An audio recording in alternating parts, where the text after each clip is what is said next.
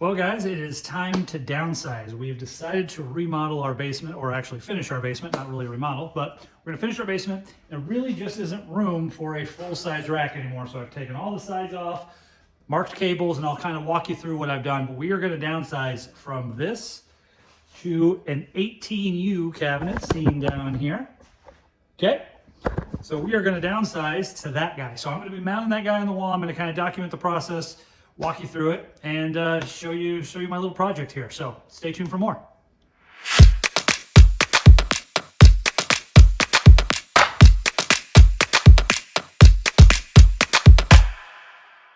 So real quick, before we get the process started, I'll just take in a little bit of tour. Now this used to look a lot nicer, and it's funny how that works, right? You take the cable management out, you take your spacers out, you just kind of got this dead space between your equipment.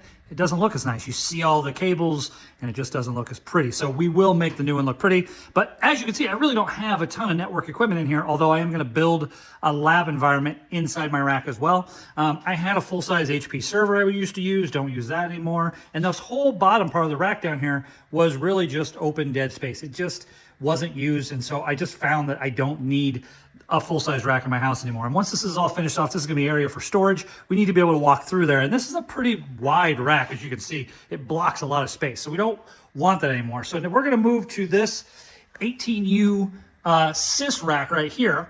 And I think it'll be plenty big enough for all the equipment we want to put in there. I got a shelf for my Synology, and I think it's going to work out really nice. So the point of this whole video is I'm going to document the process. Every time I make a change in my house, we're going to be, documenting the process. When it comes to wiring up the basement, I'll document that as well.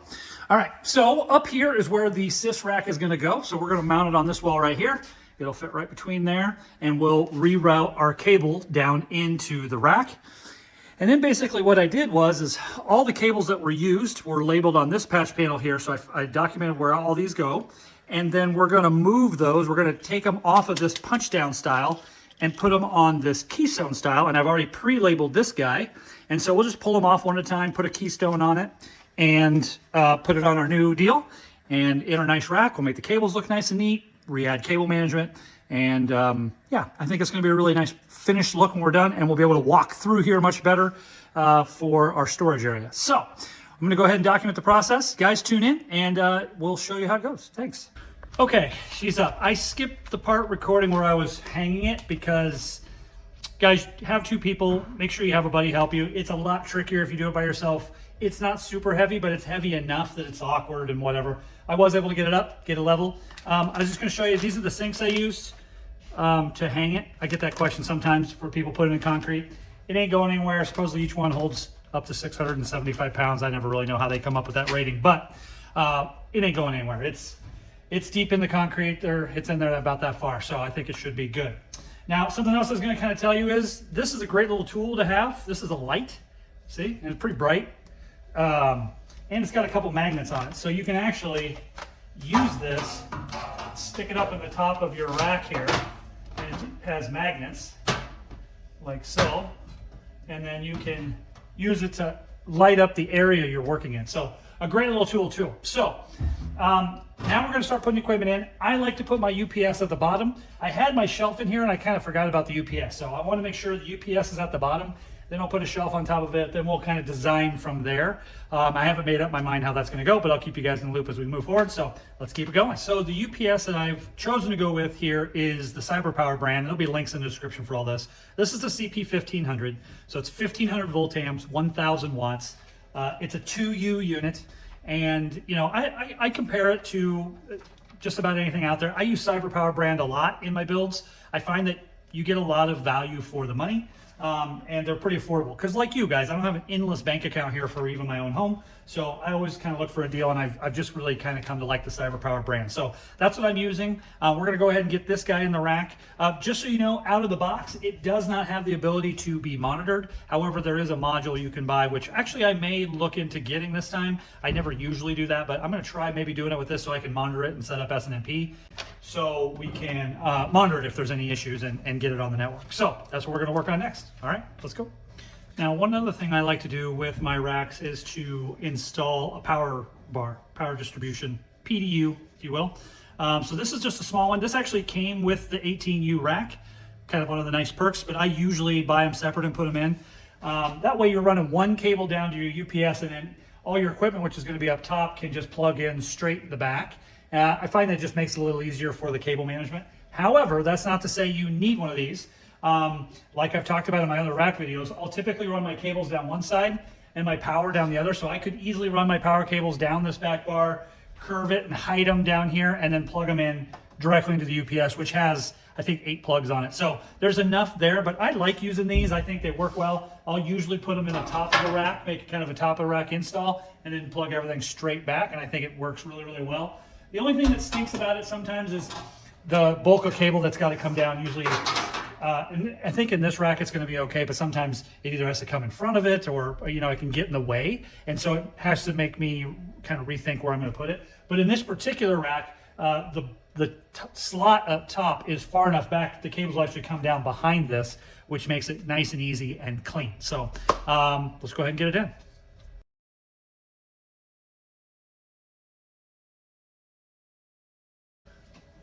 Number one tool in your bag, guys, Velcro. Way better than zip ties. You can get a roll of it pretty cheap, and it works really, really great for tidying up your cables. Okay, so I plugged in the fan, UPS is running, power strips installed. So now we want to kind of design how the equipment's going to go. Now my equipment is in the other rack running my network right now, so I can't just take it out. So I kind of have to eyeball some things just based off previous installations and whatnot. So we'll kind of come up with a plan, figure out where I'm going to have blanks and spaces. The good news is there's going to be plenty of space for it. We need to just make sure at the bottom where my shelf is, I allow enough space for my Synology, which doesn't take up a lot of room. It's a pretty short little unit, so it'll take up a couple of you probably. So we'll basically have from like here up to put our equipment and get this thing looking nice and neat. And then after hours, I'll start moving cables over one at a time and run them down the rack. That way, I'm not crippling my network. I'm only taking down parts of it at a time, and it allows the cutover to go really well. There will be an outage. At some point, I'm gonna have to turn off my equipment, take it out of the other rack, put it in this rack in its assigned place. Always good to have a plan, and then power it back on and cable it back up. So there's no way to do this with a no outage, but at the end of the day, we can keep the outage to a minimum. So let's get going. Here's kind of the general planning behind the design of the rack. Leave a comment, let me know what you think, but this is what we're gonna do. So all power will run down this side. All Ubiquiti equipment, the power plugs are typically on this side of the device, and so it just makes it easy just to run the power over on this side. All of my cabling will come down the other side of the rack and will be routed up and go right in the back of our patch panel here. Okay, so the very top U is going to be designated for my router. I use the USG Pro, which has served me very, very well. And I know people ask, why do I use that as opposed to the UDM Pro or UDM Pro SE? And the big reason for me is I have a cloud controller service that I test. And so I'm using Unihosted, and I manage other Wi-Fi for other customers. And so to do that, I've used a cloud controller. And so I like to have my network in there just to make sure if there's any issues with it, I know what's going on. But I do like the UDM line. There's no reason for me to change to it at this point in time. Next, we have my camera system. So I do have Ubiquiti cameras. This is just a CloudKey Gen 2. But this is a rack mount module that allows me to rack mount it.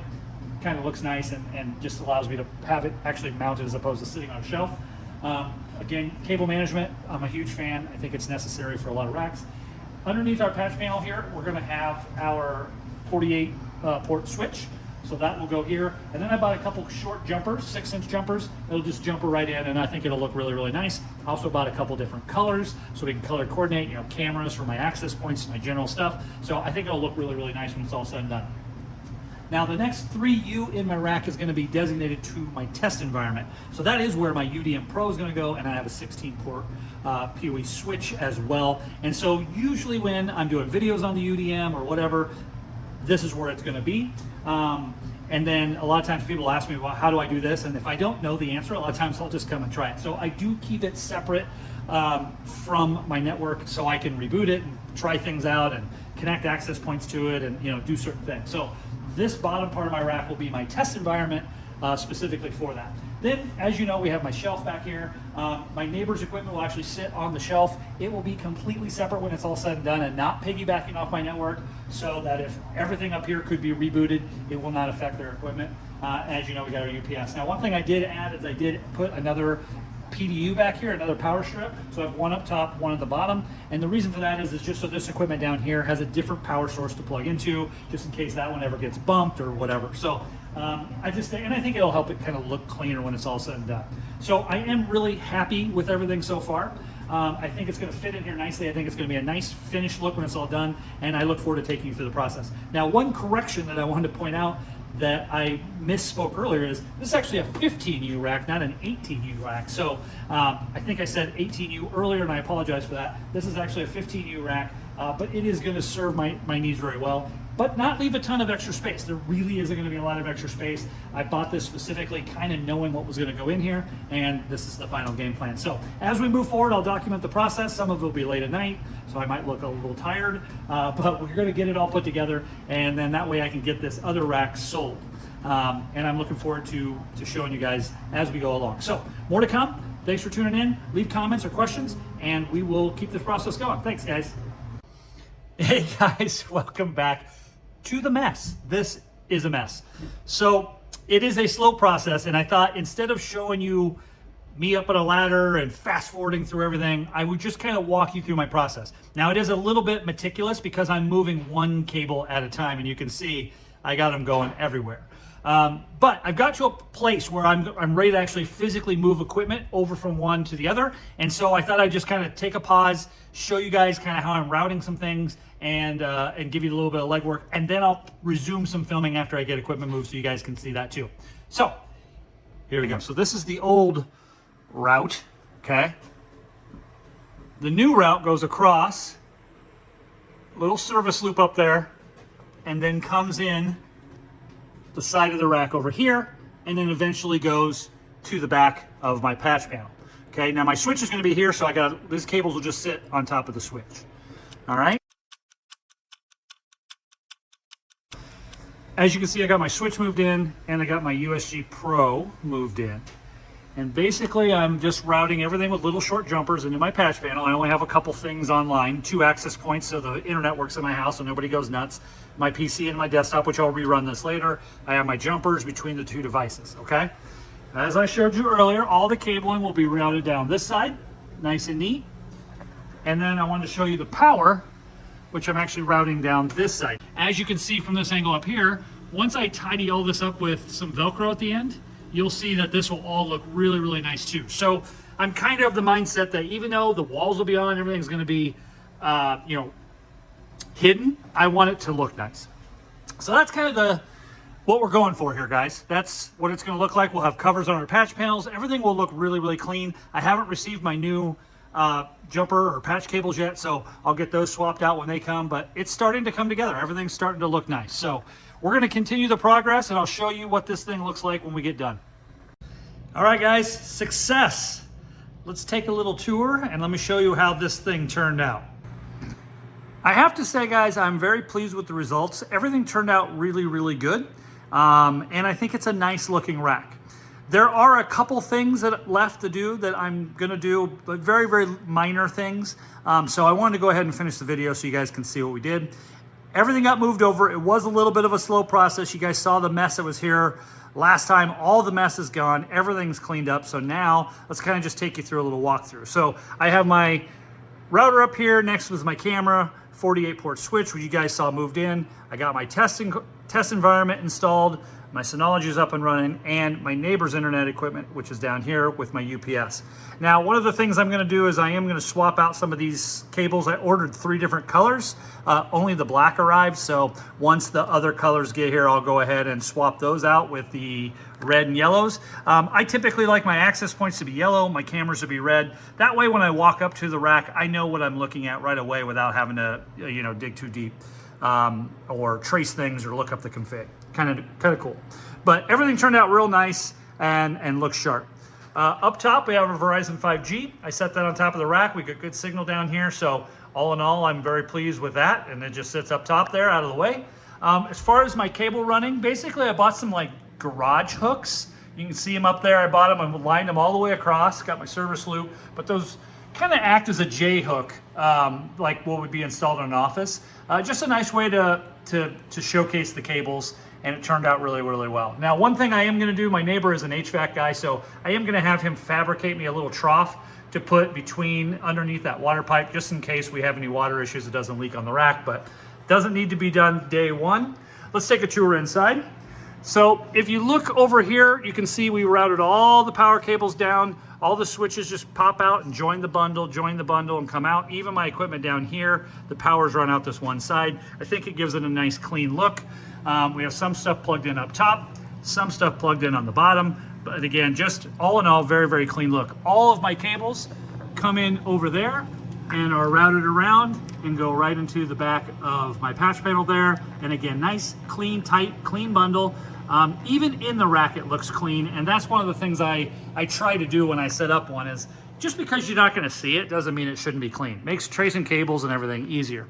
Now, the other thing I am gonna do, if you guys notice when I close this, very, very see-through. I am gonna tint the glass. As a matter of fact, I was even gonna do a little fun camera trick where I snap my fingers and it's tinted. I had a roll and it proved itself to be a little more tricky than I was expecting, so I had to order another one, and I figured I would just go ahead and end this on a boring note, not do any fancy editing. But all in all, the rack turned out really, really good. I even tidied up my power cables on the side just to ensure that they look good too. So all in all, I'm very pleased with how it turned out.